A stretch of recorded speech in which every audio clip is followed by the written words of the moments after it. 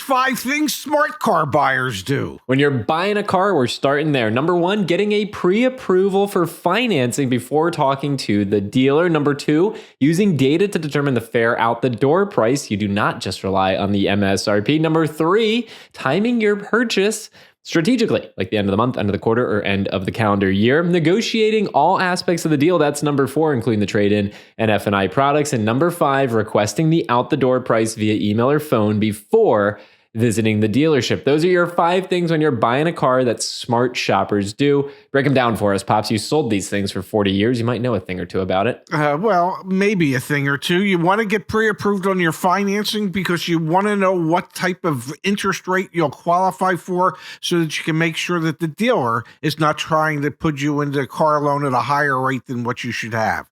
Go watch our other video where my dad breaks down buy rate, sell rate over at the whiteboard. Great video, great content. Go for it, Pops. Oh, yep. And what do we mean by using data to determine a fair out-the-door price?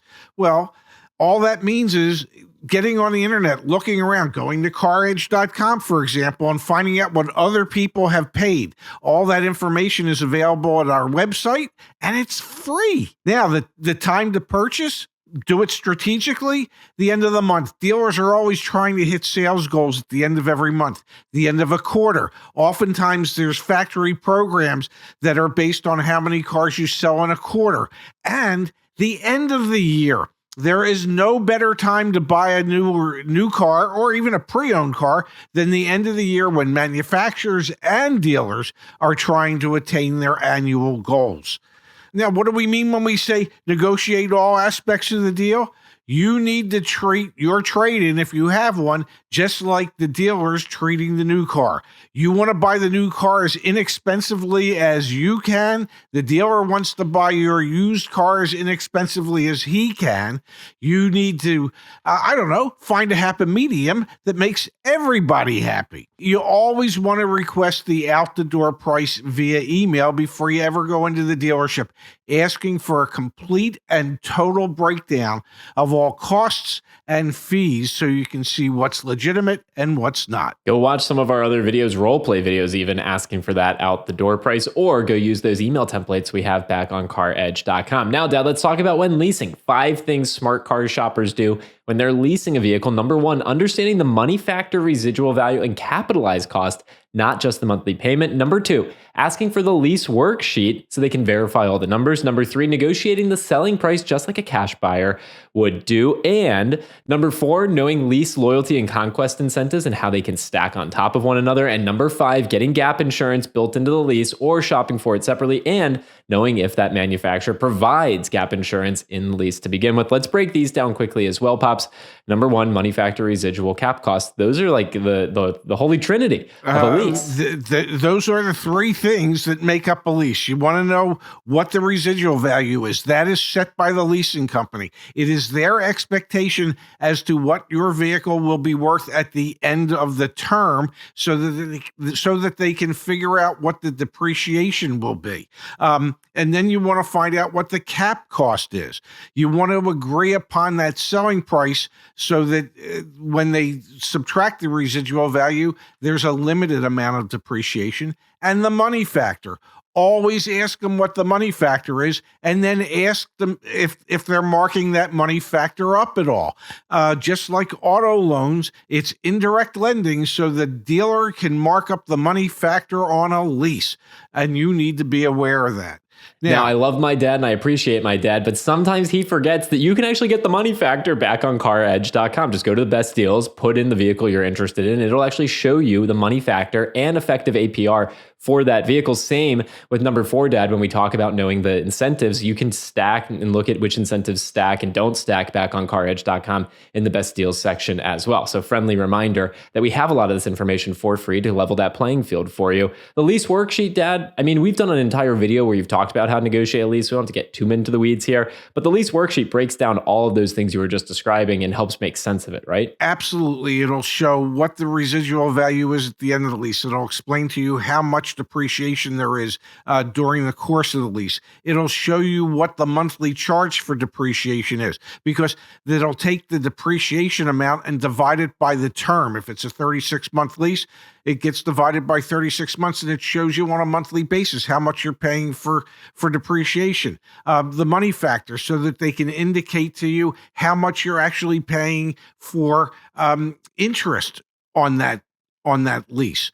These are all part and parcel of the lease worksheet, so that you can see exactly what's going on. So no to ask for that. Then obviously we're talking about negotiating the selling price just like you would for a cash deal. All right, so you ask for the out the door price. You don't even necessarily have to bring up that you're leasing until you really get a final out the door price that you feel good about. Again, go watch our other video where we do an in-depth dive on how to negotiate a lease. And then Dad, gap insurance. Help us understand this one. What is gap insurance, and why are we saying it's one of the things smart buyers know about when they go to lease a vehicle? Gap insurance is the insurance. If for instance, if you lease a car and it gets totaled very early on into the lease, the amount that's still owed is going to be considerably less than what your insurance company is going to be willing to pay.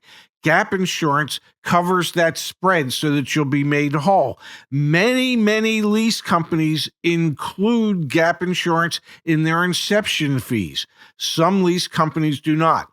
Toyota's one that does not. Mazda does not. So you need to find out if gap insurance is already included, and if it's not, then you need to negotiate a fair price for the gap insurance on the lease, and the fair price might be $500 or $600. It's worth mentioning you can also get gap insurance typically through your auto insurance company as well. There's a little bit of a distinction there between gap insurance and gap waiver. That being said, it's kind of minutia. Really do your research and understand the total amount that the gap insurance will cover, up to 100%, 125%, 150%.